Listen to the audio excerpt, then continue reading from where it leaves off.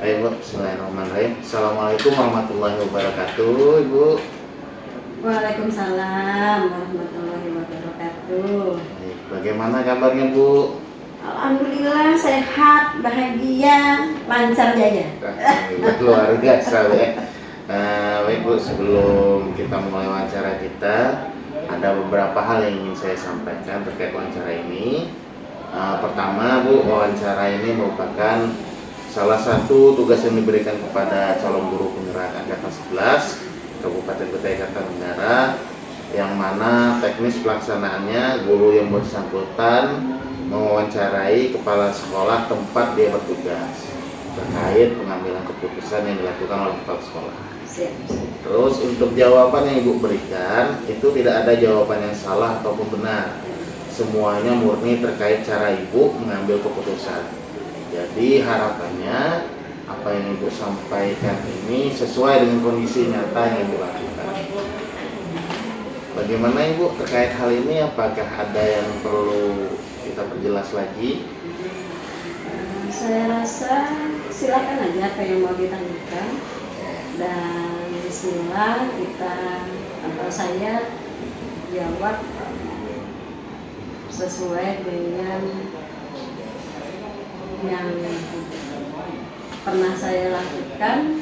Tentunya jawaban saya sesuai dengan pertanyaan ya. Baik Bu, kita mulai Bu ya, sebenarnya. Baik Ibu, selama ini bagaimana Ibu dapat mengidentifikasi kasus-kasus yang merupakan kasus dilema etika atau bujukan moral? Silakan Bu. Tentu ini tentang dilema etika ya. Ya. Tentunya dalam perjalanan tugas sehari-hari saya selaku pimpinan di sini, tentu ada benturan-benturan tentang apa yang terkait apa yang Bapak tanyakan. Nah, adapun itu adalah konflik antara aturan dan kondisi kemanusiaan biasa. Kenapa saya katakan seperti itu? Kadang aturan atau keputusan itu yang harus kita ambil dengan berdasarkan aturan, tetapi kita juga terbentur dengan kondisi kemanusiaan. Nah, disinilah diperlukan kebijakan yang tidak merugikan kedua belah pihak.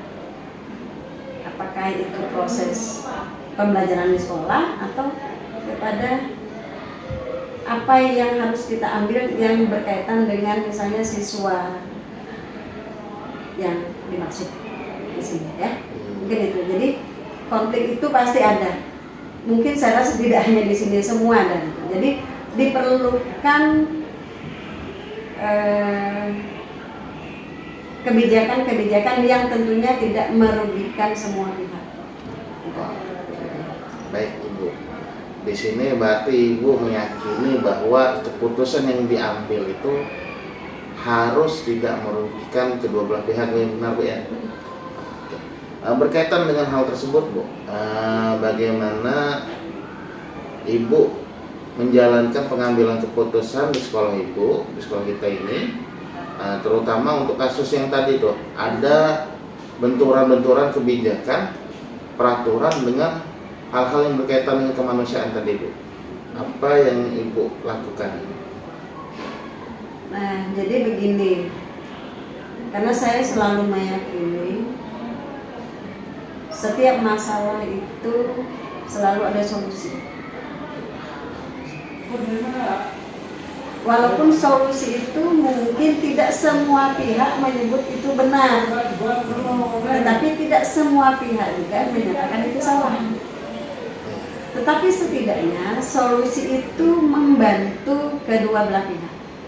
Misal ada siswa yang tidak mampu, misalnya ada kegiatan, biasanya kan itu di akhir-akhir tahun pelajaran kelas 6, ada misalnya studi tour dan sebagainya, tentunya itu mungkin ada semacam pembiayaan. Nah itu pasti dirasakan setiap sekolah. Saya yakin, ya. Nah itu tetap bisa dikomunikasikan. Jadi perlu ada komunikasi sebenarnya di sini. Kalau saya, komunikasinya ke siapa? Tentu ada wali murid yang perlu dikomunikasikan, ya, komunikasikan. Ada paguyuban, kita terbuka dengan mereka. Bagaimana kita mengatasi hal ini secara bersama-sama. Kemudian misalnya lagi kalau ada BDR, siswa yang harus secara disiplin mengumpulkan tugas tepat waktu, itu kan secara disiplin benar.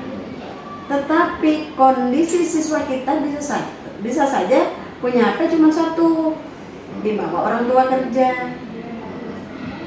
Nah, bagaimana? Ini tetap dikomunikasikan. Bukan berarti beda halnya, oh boleh saja nih begini, bukan. Jadi keputusan itu diambil tetap melihat kondisi siswa. Boleh kita terapkan disiplin, tetapi bukan disiplin mati. Kenapa? Itu memang peraturan. Bagi saya peraturan yang tidak bisa dirubah hanyalah Al-Quran. Tapi ketika peraturan itu memang masih bisa dibijaki, kenapa tidak? Yang penting siswa tetap mengumpul tugas. Masalah disiplin bukan berarti kita menggaungkan disiplin itu boleh dilanggar, bukan. Melihat poin-poin penting. Tuh, kalau saya. Tuh. Iya, luar biasa sekali Bu, cara Ibu dalam menangani kasus tersebut gitu kan. Berkaitan dengan kasus tadi, artinya ada peraturan yang bisa dibijaki. Kira-kira Bu, menurut Ibu langkah atau prosedur seperti apa yang biasa Ibu ambil dalam melakukan keputusan tersebut? Kalau saya biasanya begini. Yang pertama ya, tekanan atau jalan pintas itu kan memang ada godaan melanggar prinsip, itu memang ada godaan melanggar prinsip. Tapi bagi saya, kita bukan melanggar sih sebenarnya. Kalau saya, ya seperti saya katakan dari awal, kita melihat kondisi sebenarnya. Kenapa ini? Contoh tadi tentang disiplin, tidak bisa mengumpulkan tugas karena dan sebagainya. Itu salah satunya. Jadi bukan kita mengabaikan disiplin. Disiplin itu bagus. Orang sukses itu yang dilihat disiplinnya. Tetapi dia ini mau disiplin, tapi kondisi tidak ada. Kan itu. Jadi tetap saya mengacunya ke situ. Dan itu pasti ada, tidak bisa. Dan kita tetap melihat plus minusnya, kita tetap melihat dampaknya, kan begitu. Kemudian pengaruh emosi dan kepentingan pribadi. Nah, jadi keputusan yang dipengaruhi hubungan emosional atau situasi pribadi itu biasanya memang ada. Nah, mungkin ya, tetapi saya tidak bisa berpraduga negatif itu kalau saya tidak. Jadi keputusan itu kalau sudah dipengaruhi oleh hubungan emosional yang sifatnya dengan situasi pribadi, itu bagi saya tidak beratkan ke sana. Kalau saya tidak, saya tetap melihat konteksnya sendiri apa. Jadi tidak mempengaruhi tentang pribadi, ya. Nah kemudian yang tadi ditanyakan yang kedua, bagaimana langkah-langkah yang saya lakukan ketika ada hal-hal seperti itu. Yang pertama, saya akan mendengarkan informasi dari berbagai macam pihak. Jadi saya tidak bisa menerima informasi dari sepihak. Saya punya cara trik-trik mencari informasi. Misalnya ada laporan, si A ini begini, Bu, saya akan tugaskan gurunya, coba cari informasi dulu dengan temannya tanpa diketahui. Katakan kecil-kecilnya intelijen lah, gitu, ya. Jadi ya, kita ada sedikit menjadi intelijen lah kecil-kecilan. Tujuannya apa? Supaya ketika kita mengambil kebijakan itu kita tidak mengurangi kesalahan. Bukan berarti sempurna ya. Mengurangi kesalahan. Jadi kita tidak mengambil keputusan itu semerta-merta karena itu tadi ada hubungan emosional atau dan lain sebagainya, tidak. Jadi saya mendengarkan dulu dari beberapa pihak, kemudian membandingkan dua kepentingan yang ada. Keadilan biasanya dengan rasa kasihan, kasihannya nih kan, bukan itu. Tapi kita lihat ada juga anak-anak itu tahu dia dikasihani itu dia berulah.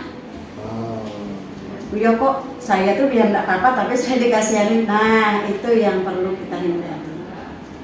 Ya. Jadi bukan karena kasihan kita mengambil keputusan, tetapi memang sesuai dengan ramu-ramu.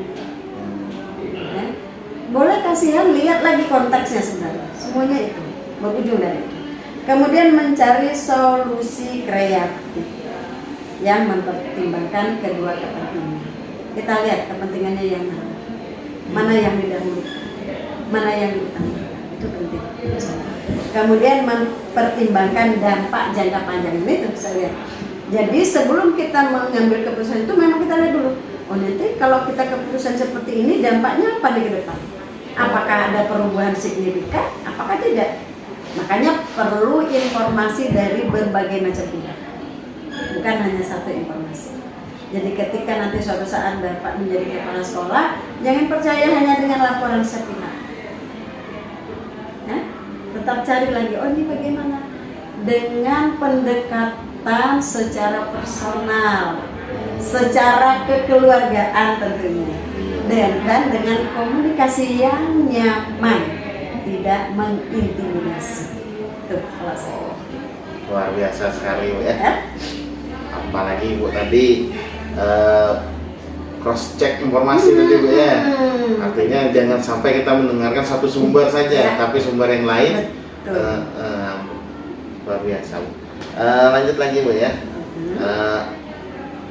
Hal apa saja yang selama ini Ibu anggap efektif dalam mengambil keputusan terkait kasus-kasus di Medika ini? Tadi langkah ya. Yang ini Bu, yang menurut Ibu hal apa saja yang selama ini merupakan yang Ibu anggap efektif dalam mengambil keputusan pada kasus-kasus di Medika? Yang pertama tadi yang jelas adalah mengidentifikasi masalah. Identifikasi. Ya. Jadi dilihat dulu masalahnya ini apa. Apakah dia misal nih anak ini tidak atau jarang turun sekolah? Iya. Apa masalahnya? Identifikasi dulu. Apakah dia memang malas sekolah? Apakah ada faktor lain? Baca-baca. Faktor keluarga atau faktor dia di sekolah itu sendiri. Bisa dari teman, bisa dari guru bahkan. Nah ya, jadi ketika anak misalnya masalah tidak sekolah, jangan semata-mata langsung diponis dia memang tidak mau sekolah itu dari dianya, tapi diidentifikasi dulu masalahnya apa. Makanya perlu kolaborasi dengan wali murid. Itu yang pertama. Kalau sudah diidentifikasi, kita memikirkan apa di solusinya. Kemudian mengumpulkan informasi. Oh, dia ini tidak sekolah. Kadang kalau kita tanya orang tuanya, namanya orang tua kadang membela anak. Iya. Nah, kumpulkan informasi, lihat temannya siapa, tetangganya siapa, kesehariannya bagaimana, ya, kumpulkan informasi. Yang kedua ya, yang ketiga menganalisis pilihan. Jadi bandingkan alternatif dengan menilai dampak positif dan negatif dari masing-masing pilihan. Jadi setelah itu kita analisis. Oh dia ini ternyata tidak sekolah tuh ini informasinya. Ketika kita mengambil keputusan ini kita pilih-pilih. Ini nanti dampaknya negatif, ini dampaknya positif. Iya. Tapi kita sudah bisa menganalisis. Ya. Kemudian selanjutnya adalah diskusi. Penting diskusi. Ajak orang tuanya, ajak gurunya, ajak anaknya sendiri. Iya. Diskusi. Yang utama dalam diskusi apa? Berikan motivasi, berikan contoh konkret, tentunya dengan kalimat-kalimat positif. Jangan sampai menjustis dia ini, kamu tuh tidak sekolah, bungo. Nah, Itu yang masuk ke alam bawah sadar. iya. Tapi rubahlah kalimat negatif itu menjadi kalimat positif. Berikan contoh, berikan motivasi, berikan dorongan, berikan semangat.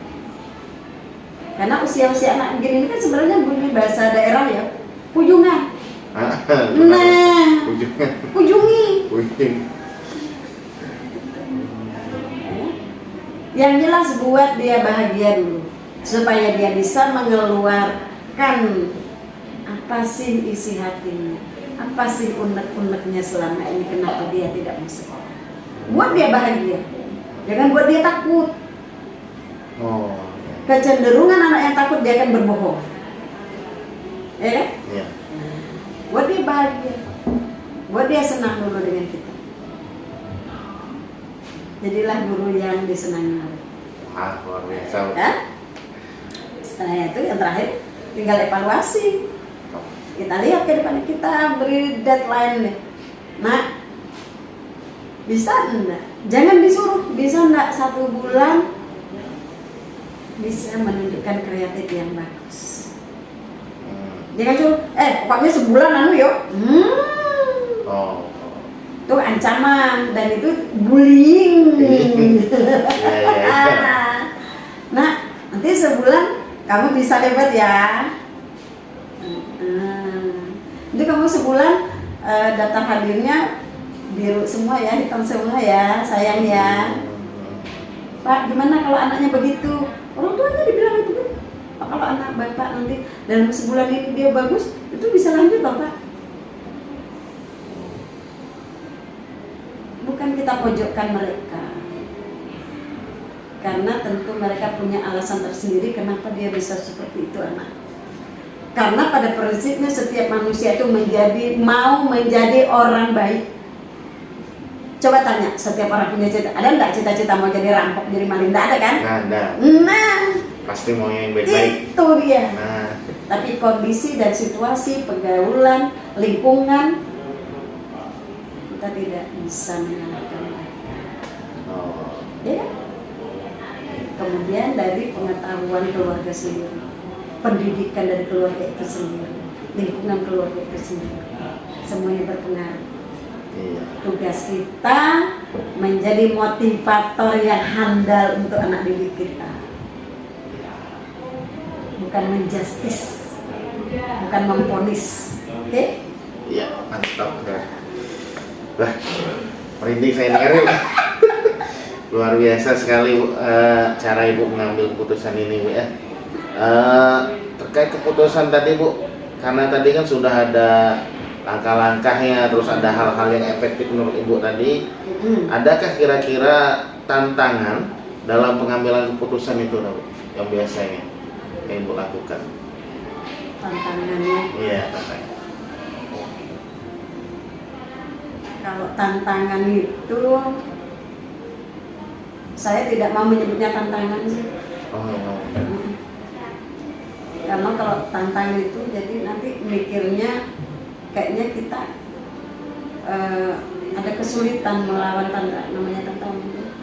Tapi kalau saya bukan tantangan, saya itu menyebutnya semacam proses. Proses bagaimana saya bisa mencapai tujuan saya. Jadi kalau itu bagi saya bukan tantangan, tadi yang sebut apa ya, tantangan itu tantangan apa ya? Semacam yang hambat gitu ya. Semacam hambatan lah, ya hambatan. Ya hambatan lah. Kalau tantangan itu kayaknya kok kayak apa ya, terlalu ekstrim. Jadi lebih ke proses sudah. Jadi bagi saya karena hambatan, Ya. nanti pasti ada. Contoh saja mau kesini aja hambatannya tuh. Iya, jalan juga. Ya, Longsor. apalagi ini kita dalam dunia pendidikan. Tapi saya ingat, justru ketika ada hambatan itu, disitulah kita diuji bagaimana kita mencari solusinya. Ya kan? Iya. Disitulah kita berproses. Karena saya yakin semua pasti ada solusi. Wow. Semua pasti ada solusi. Nah jadi hambatannya itu pertama tentang kesadaran dari setiap orang. Itu sebenarnya. Si anak belum sadar kalau sekolah rajin itu nanti dampaknya bagus. Belum sadar, tahu belum sadar. Beda ya? Iya. Banyak yang tahu kalau sekolah itu bagus, tapi yang sadar belum tentu semua. Sama dengan orang. Jadi perlu meningkatkan kesadaran. Bagaimana caranya meningkatkan kesadaran? Motivasi. Dan motivasi itu terus-menerus dilakukan secara kontinu. Buat programnya. Iya, hari ini apa yang saya buat? Dan harus ada tindak lanjut, ada evaluasi. Oh, saya sudah memberi motivasi nih. Ini. Saya mau sekian bulan ada perubahan signifikan tentang karakter. Di guru penggerak kan diajarkan bagaimana meningkatkan kesadaran. Praktekkan, jangan hanya dipelajari. Caranya, kita dulu yang praktek. Ketika kita sudah praktek, kita sudah merasakan hasil, kita akan mudah berbicara. Kenapa? Karena kita sudah merasakan. Beda orang belajar buat kue misalnya. Oh, saya tahu resepnya, bikin kue ini. Tapi saya belum praktek. Gimana saya mau menyampaikan? Beda ketika sudah praktek. Cara kita menyampaikan juga beda. Iya. Ya kan gitu? Jadi itu kalau saya. Jadi hambatan itu sebenarnya kesadaran yang belum ada. Belajarlah tentang kesadaran. Dimulai dari diri sendiri. Dimulai dari diri sendiri. Iya. Kalau kepala sekolahnya belum sadar, gimana mau menyadarkan gurunya? Iya. Kalau gurunya belum sadar, bagaimana mau menyadarkan muridnya? Iya. Semua simbiosis mutualis. Iya. Semua menjadi rantai. Oke? Oke, luar biasa sekali. Lanjut lagi pertanyaan gue ya.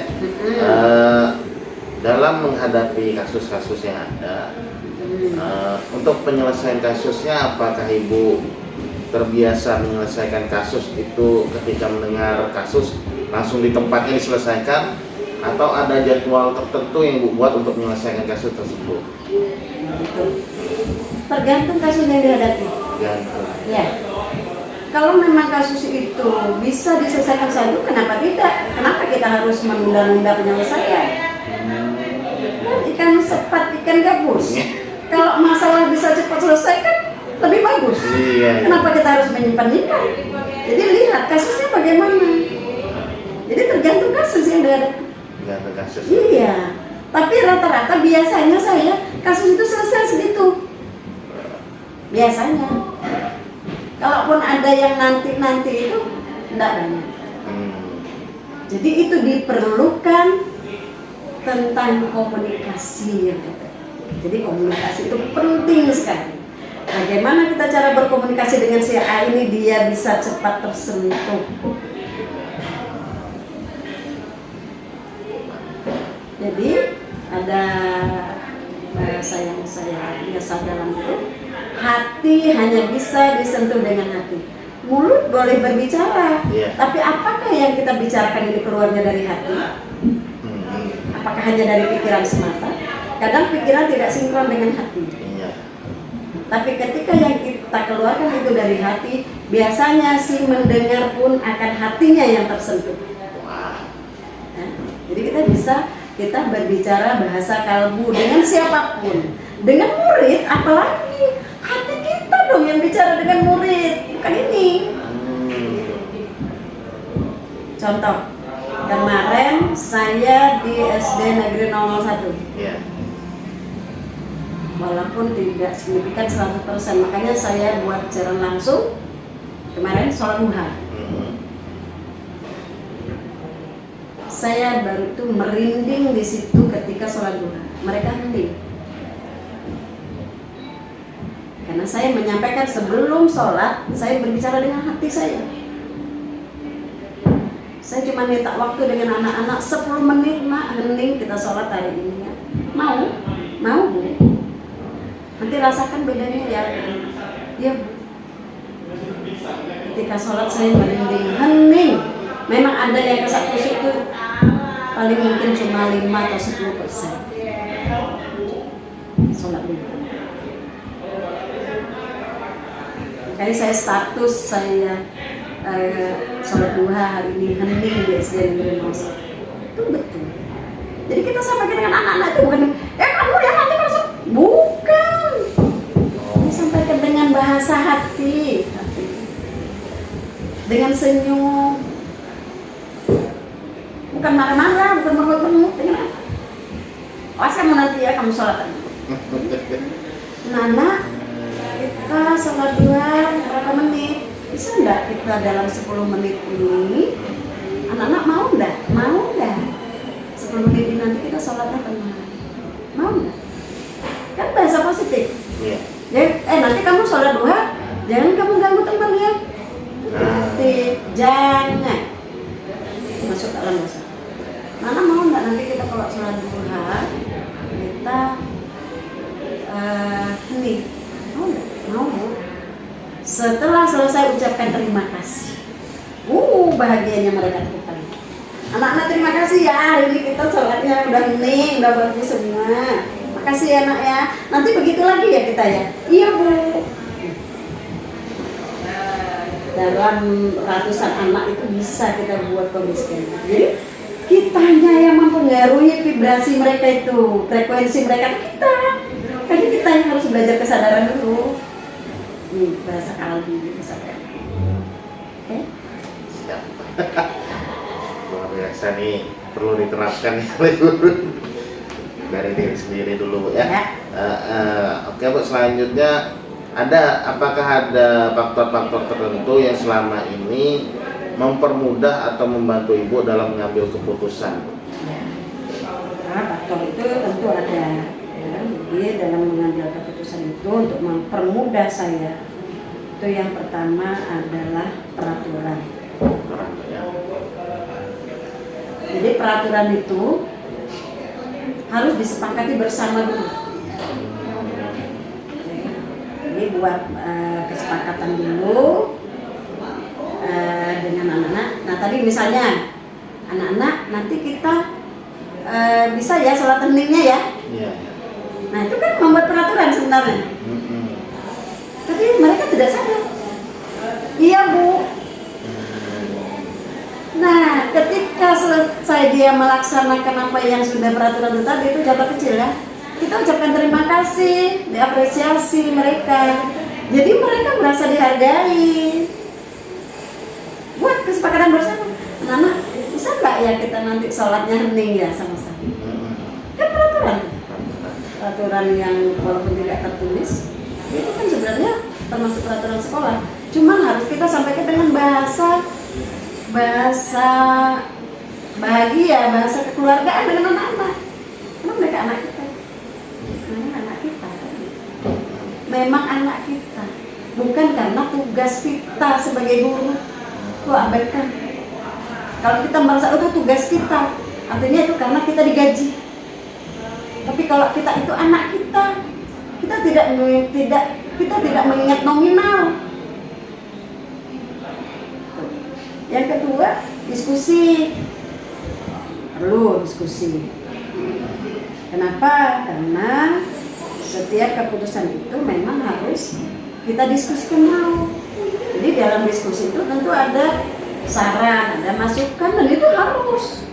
Ya, harus. Dan itu sangat penting. Jadi tidak ada keputusan yang diambil sepihak satu orang, nanti dia jadinya otoriter.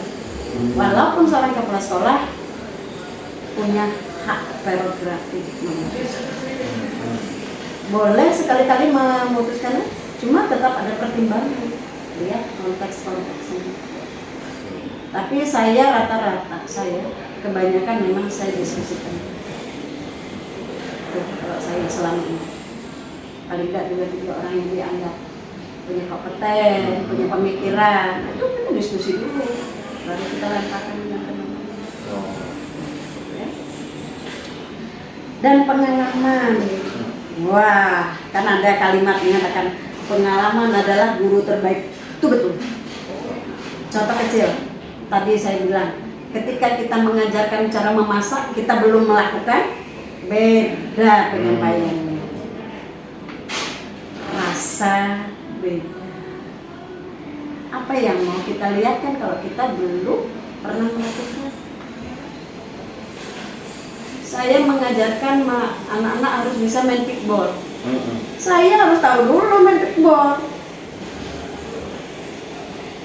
Jadi saya bercerita main kickball itu begini. Saya ngajarkan anak-anak, ayo ikut turnamen. Saya harus ikut dulu turnamen. Jadi saya bisa bercerita, rasanya turnamen itu begini, beda loh ikut turnamen dengan latihan. Auranya beda, rasanya beda. Kalau ikut turnamen, kalau kita hebat, sehebat apapun kita, kalau kita tidak punya mental, down. Nah, itu harus alamin dulu. Enak ngomong. Jadi semua kita lakukan. Cara pengambil keputusan, kan kita punya keluarga. Bagaimana kita mengambil keputusan dalam keluarga? Belajarnya dari kecil. Pengalaman itu adalah guru terbaik. Terbaik pengalaman Bu ya. Mantap. Yang terakhir Bu, dari semua hal yang telah Ibu sampaikan, pembelajaran apa yang dapat Ibu petik dari pengalaman Ibu tadi dalam membuat keputusan? Refleksinya ya? Refleksinya ya? Iya.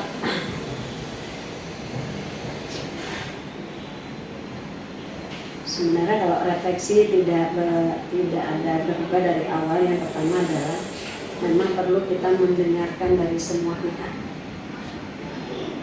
tidak hanya satu pihak. Ya. Jadi ketika kita sudah seperti itu, setiap orang itu kan dia punya sudut pandang yang berbeda. Iya. Nah, dari sudut pandang yang berbeda itu kita bisa menganalisis. Oh, ini dampaknya nanti seperti ini dampaknya seperti ini. Semua kita bisa analisis. Dan kita ambil mana sih yang betul ini? Walaupun semua keputusan itu tidak ada yang sempurna. Iya. Karena yang sempurna cuma Allah Subhanahu wa taala ya. Iya. Tapi setidaknya ini langsung yang kedua ya. Jadi tidak ada solusi yang sempurna semua. Tapi setidaknya kita memperbesar kebaikan. Nah, dari keputusan yang kita ambil, walaupun belum sempurna, bukan tidak sempurna ya, belum sempurna dan tidak akan pernah sempurna. Kalau kita menyadari, nah itu kembali ke kesadaran. Ya. Jadi dengan adanya kesadaran tadi, kita tidak merasa diri kita hebat. Kita bisa seperti ini karena memang Sang Maha Kuasa tuh yang menentukan. Ya, kembali lagi ke kesadaran. Ya. Kemudian kolaborasi itu perlu, kolaborasi wali murid, kolaborasi dengan komite kalau di sekolah, ya, kolaborasi dengan pemerintah setempat, ada RT misalnya di sekolah, ada warga, dengan tokoh-tokoh, tokoh masyarakat, tokoh agama, perlu kolaborasi itu. Kalau sekolah kita misalnya dengan perusahaan, dengan dinas pendidikan, dengan pihak ketiga, perlu kolaborasi untuk menunjang semua apa yang menjadi tujuan sekolah yang kita sudah sepakati bersama. Nah, yang kemudian fleksibel dengan kaku. Fleksibel ini maksudnya sesuaikan kebutuhan itu dengan situasi. Contoh, misalnya kita mau sholat duha di lapangan, tiba-tiba hujan, ya masa kita ngotot kondisi itu? Itu contoh kecil. Jadi semua keputusan itu fleksibel. Kalau misalnya sekarang nggak bisa di halaman, pakai masjid kalau dekat masjid. Yeah. Kalau tidak mungkin kita di kelas, tidak bisa semua gantian. Yeah. Semua fleksibel, tidak oh ini harus di lapangan, oh tidak. Jadi kebijakan itu tetap perlu, sepanjang kebijakan itu tidak menjerumuskan kita ke hal yang negatif. Ya, jadi tidak mesti bilang ibu harus bijak, bisa aja. Bukan, ya bijaknya yang tidak menjerumuskan kita ke hal yang negatif. Ya, jadi tidak kaku. Oke. Kemudian, itu tadi belajar dari pengalaman. Pengalaman itu kan Bapak menjadi guru kan sudah sekian tahun. Tentu sudah banyak pengalaman. Oh saya dulu ngajarnya begini. Itu kan jadi pengalaman. Hasilnya seperti ini. Seiring dengan waktu menambah kompetensi, kan beda lagi cara mengajar. Semua orang ini kan berubah. Oh iya. Ya kan? Benar. Nah jadi dengan pengalaman-pengalaman itu yang memotivasi diri kita sendiri untuk menjadi yang lebih baik. Makanya belajarlah dari pengalaman. Ya masa maunya begitu-begitu aja. Tidak ada pengembangan. Nah, sementara dunia pendidikan terus berkembang, apalagi sekarang menjadi tetangga IKN. Kita sebagai guru itu memang harus meningkatkan kompetensi kita. Jadi abaikan semua misalnya lingkungan yang belum mendukung. Kitanya dulu aja, nggak usah nunggu orang. Mulai dari diri. Iya, semua dimulai dari diri sendiri. Karena sukses tidaknya itu kita yang menentukan. Yang di luar diri kita hanya mempercepat dan memperlambat. Kan? Kalau tidak mempercepat, memperlambat kan dua. Iya. Itu dari saya. Oke Bu. Terima kasih Bu atas kesempatan yang diberikan pada hari ini. Semoga saja apa yang Ibu sampaikan itu bisa bermanfaat baik bagi saya pribadi maupun bagi rekan-rekan yang lain yang menonton video ini nantinya. Dan semoga saja apa yang kita lakukan menjadi amal ibadah untuk kita semua. Saya akhiri Bu wawancara pada hari ini. Sekali lagi saya ucapkan terima kasih. Wabillahi taufiq wal hidayah. Assalamualaikum warahmatullahi wabarakatuh. Terima kasih. Lancar, sukses semuanya, bismillah. Dan yang terpenting adalah sebaik-baik manusia adalah yang bermanfaat untuk orang lain. Sederhana, tapi ketika itu menjadi moto kita, maka itulah yang menghantarkan kita menjadi orang sukses.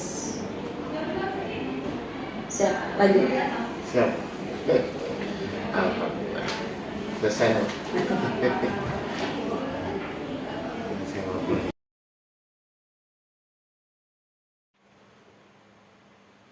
Baik. Assalamualaikum warahmatullahi wabarakatuh Bu. Waalaikumsalam warahmatullahi wabarakatuh. Bagaimana kabarnya Ibu? Alhamdulillah Pak, sehat. Alhamdulillah sehat Bu ya. Karena cuaca kita ini beberapa hari ini juga kadang hujan, kadang panas. Suasana hati juga panas-panas Pak. Iya berarti alhamdulillah kalau sehat ya. Baik sebelum kita mulai nih Bu ya wawancara kita pada hari ini, izinkan saya menyampaikan beberapa hal terkait wawancara ini Bu. Yang pertama, wawancara ini merupakan salah satu tugas yang diberikan kepada calon guru penggerak angkatan 11, yang mana teknis pelaksanaannya guru yang bersangkutan itu mewawancarai kepala sekolah di tempat lain selain tempat bertugasnya. Kemudian untuk setiap jawaban yang ibu berikan itu tidak ada jawaban yang salah ataupun yang benar, sehingga semuanya itu murni terkait cara ibu atau metode ibu dalam mengambil keputusan. Jadi ibu gambarkan saja nanti secara real, secara nyata bagaimana cara ibu dalam mengambil sebuah keputusan. Bagaimana ibu? Ada yang ingin ditanyakan terlebih dahulu? Saya kira sudah cukup jelas Pak. Oke, baik, terima kasih. Selanjutnya lanjut ya Bu ya. Di sini ada beberapa pertanyaan yang menjadi panduan, yang mana sudah saya berikan sebelumnya kepada ibu. Bagaimana Bu? Ini Iya. sudah saya baca. Jadi ada beberapa panduan pertanyaan yang mana ini menjadi dasar untuk menggali bagaimana ibu mengambil keputusan dalam sebuah kasus tertentu misalnya ya Bu ya. Baik ibu, kita masuk kepada pertanyaan pertama. Selama ini bagaimana ibu mengidentifikasi kasus-kasus yang terjadi di sekolah ibu? Apakah kasus itu merupakan dilema etika atau bujukan moral? Silahkan Bu. Baik, kalau saya ya Pak ya, dalam mengidentifikasi kasus-kasus yang merupakan dilema etika itu atau bujukan moral itu, selama ini kan saya tidak memahami mana yang etika, mana yang bujukan moral. Jadi saya cerita saja mungkin Pak ya kasusnya. Iya. Jadi saya itu mengidentifikasinya sesuai dengan permasalahan yang diutarakan ke saya dari guru saya maupun dari orang tua, tapi kebanyakan dari guru saya Pak. Jadi cara mengidentifikasinya saya tentunya melihat dari perkembangan ceritanya sih yang bermasalah. Mungkin itu saja Pak. Jadi ibu mencoba melihat dari cerita orang yang bermasalah ini seperti apa. Jadi dari cerita tersebut ibu mengidentifikasi mana yang menjadi kasus dilema etika atau mana yang menjadi kasus bujukan moral. Apakah seperti itu Bu? Iya betul sekali. Oke, kalau seperti itu lanjut lagi Bu ya. Selama ini bagaimana ibu menjalankan pengambilan keputusan di sekolah ibu, terutama untuk kasus di mana ada dua kepentingan yang sama, yang mana kasus ini sama-sama benar nih, atau sama-sama mengandung nilai kebajikan di dalamnya. Nah, bagaimana cara ibu mengambil keputusannya? Silakan Bu. Baik, selama ini saya dalam mengambil keputusan itu pastinya saya akan melihat dari sama-sama benar ya Pak ya. Jadi di dalam kasus ini dua kepentingan yang sama-sama benar maksudnya. Jadi didasari dari rasa peduli, dari rasa kasihan, kemudian dari tentunya saya memikirkan ketika saya mengambil keputusan ini apakah nanti ada yang untuk berdampak ke depannya. Jadi saya akan mengambil keputusan dari jangka pendek lawan jangka panjang. Jadi tentunya dengan aturan-aturan yang sudah berlaku di satuan kami dari atasan kami. Berarti di sini ibu mencoba mempertimbangkan dampak jangka pendeknya apa, terus dampak jangka panjangnya apa. Apakah seperti itu? Iya betul Pak. Iya, baik. Kemudian langkah apa saja atau prosedur seperti apa yang biasa ibu lakukan selama ini dalam mengambil sebuah keputusan? Ya pastinya saya menganalisis dulu kasus-kasus yang yang ada, kemudian saya melihat siapa saja nih yang akan terlibat dalam penyelesaian kasusnya, kemudian tantangan apa yang harus saya lihat nih, dan tentunya akan saya ambil langkah ke depannya apa. Setelah itu dan fakta pendukung dalam kasus tersebut sehingga dapat melakukan uji kebenaran atau salah. Mungkin seperti itu. Jadi ada beberapa prosedur tadi seperti menganalisis dulu kasusnya Bu ya. Kemudian melihat siapa sih yang terlibat. Siapa sih yang terlibat. Sampai akhirnya nanti ada uji dari dampaknya tadi Bu ya. Iya, nah kalau seperti itu Bu, kira-kira menurut Ibu apa saja sih yang selama ini Ibu anggap efektif dalam pengambilan keputusan pada kasus-kasus yang berkaitan dengan dilema etika? Dilema etika ini yang kasus yang tadi itu tidak ada yang salah ataupun tidak ada yang benar, masih rancu yang samar-samar itu nah. Nah, apa saja Bu menurut Ibu? Menurut saya ya mengenali bahwa ada nilai-nilai yang saling bertentangan dalam situasi itu tersebut, kemudian menentukan siapa yang terlibat dalam situasi ini dapat membantu ketika saya akan mengambil keputusan tersebut. Kemudian mengumpulkan fakta-fakta yang relevan dari atau dengan situasi itu. Mungkin penguji benar dan salahnya. Berarti di sini Ibu mencoba mengumpulkan data-data dari pihak yang terlibat, kemudian Ibu coba uji benar dan salah dari data tersebut Bu ya. Iya. Kemudian Ibu, apakah hal-hal apa saja yang selama ini merupakan tantangan Bu dalam pengambilan keputusan Ibu pada kasus dilema etika? Ya, tantangan saya itu adalah mempertimbangkan segala dampak yang akan atas keputusan yang saya berikan kepada seseorang tersebut. Mungkin berpikir dengan matang dalam memberikan keputusan, jangan dalam keadaan emosi, tentunya dalam jangan terpengaruh oleh arahan manapun. Jadi tidak ada unsur dari manapun, walaupun saya mengambil data-data itu dari yang lain, tetapi tetap keputusan dari saya. Jadi tidak ada dari intimidasi dari mana, oh karena saya tidak suka dengan ini, oh karena saya sudah melakukan sesuatu hal yang mungkin ada sedikit permasalahan, tapi saya tetap berlaku adil dan berlaku tidak ada arahan dari seseorang untuk saya mengambil keputusan, sehingga saya dapat menentukan tentang nilai-nilai kebenarannya. Berarti bisa dikatakan keputusan yang Ibu ambil ini sifatnya objektif terhadap kasus tersebut gitu ya. Dan keputusan ini bisa Ibu jalankan dan bisa dipertanggungjawabkan dengan baik. Iya, betul. Nah, dengan tanpa diintervensi oleh pihak lain. Iya, baik. Kalau seperti itu Bu, lanjut lagi ya. Apakah Ibu memiliki sebuah jadwal tertentu dalam sebuah penyelesaian kasus dilema etika, atau Ibu ini langsung saja menyelesaikan kasus tersebut di tempat, atau memiliki sebuah jadwal untuk menyelesaikannya? Bentuk atau prosedur seperti apa yang kira-kira Ibu jalankan nih? Mungkin saya lihat dulu kasusnya apakah itu ringan atau berat. Jadi saya tidak bisa langsung menyelesaikan hari itu juga, tetapi atau berpikir saya harus bisa nih memberikan keputusan langsung.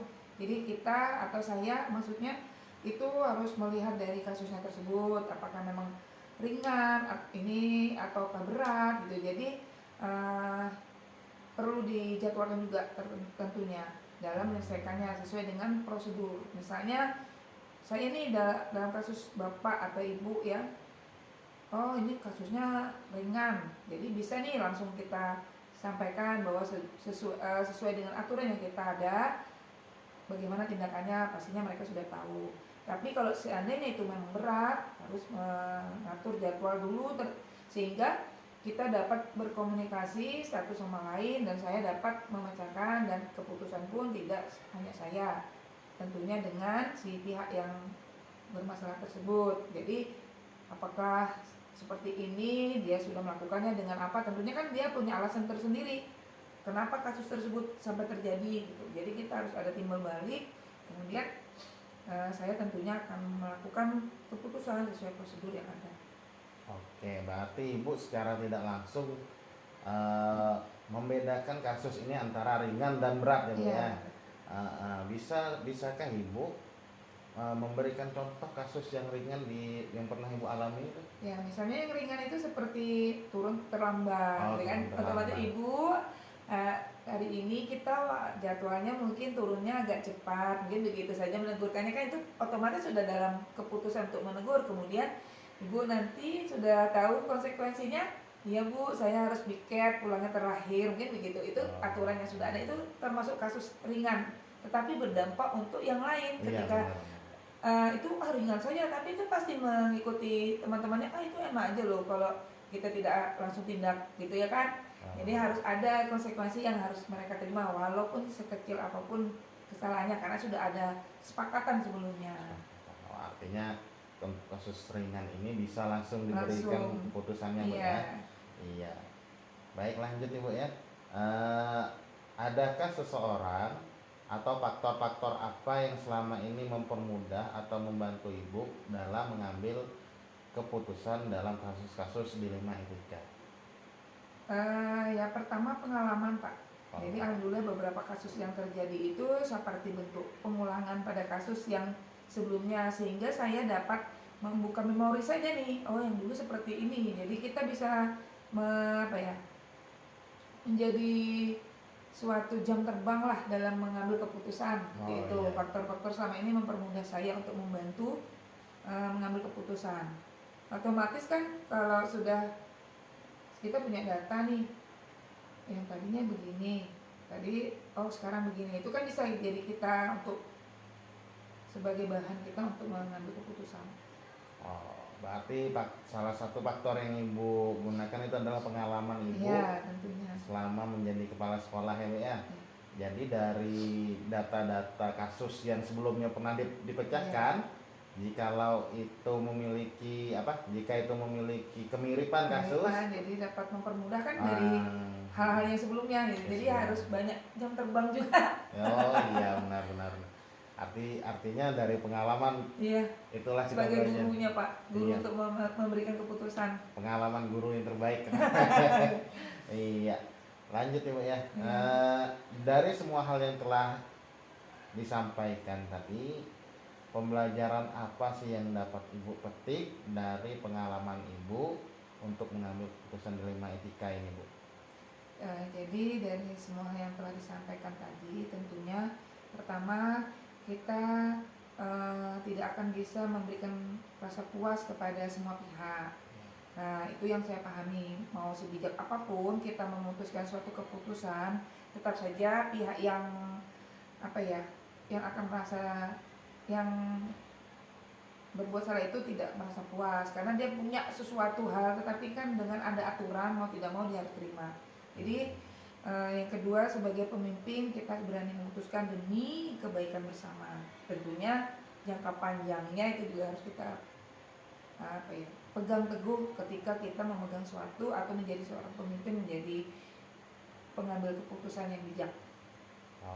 Berarti bisa jadi bisa dikatakan sesuatu keputusan itu memang tidak bisa memuaskan semua pihak. Tapi itu bisa menjadi solusi untuk semua pihak. Iya, betul. Untuk mencari, artinya yang lain juga bisa menjadi suatu contoh ya. Ketika ini saya berbuat ini kan nanti akan menjadi seperti ini nih dampaknya. Jadi kan sebagai gambaran mereka ketika mereka akan ada pas landas lah dalam menjalankan tugas supaya tidak bermasalah gitu. Bagus sekali gitu Bu, contohnya Bu. Apalagi dalam dilema etika ini Bu ya, dimana ketika setiap keputusan yang diambil itu tentu memiliki konsekuensi tersendiri. Iya, ya contohnya seperti Ibu katakan tadi, ada kasus misalnya ibu guru yang datang terlambat, mungkin beliau punya kesibukan di rumah, atau buang bocor, kita kan nggak tahu ya. Tapi tetap dijalankan sesuatu yang harus dijalankan karena sudah keputusan jam sekian sudah ada di sekolah, tapi karena melanggar aturan yang sudah disepakati, mau tidak mau dia menerima konsekuensinya. Iya, benar nih. Gitu Pak ceritanya. Iya, baik Ibu, dari pertanyaan yang ada ini sudah selesai semuanya terjawab. Jikalau nanti ada beberapa pertanyaan atau beberapa hal yang mungkin masih perlu saya tanyakan ke Ibu, nanti saya hubungi Ibu, bisa Bu? Bisa, silakan aja Pak. Nanti saya akan coba hubungi Ibu jikalau memang ada beberapa hal yang memang masih bisa kita diskusikan Bu ya. Baik, terima kasih Bu atas waktunya. Semoga saja apa yang kita lakukan ini mendatangkan manfaat untuk kita bersama. Saya akhiri, billahi taufiq wal hidayah. Wassalamualaikum warahmatullahi wabarakatuh. Waalaikumsalam warahmatullahi wabarakatuh. Makasih ya Pak. Ya, mudah-mudahan lancar. Amin.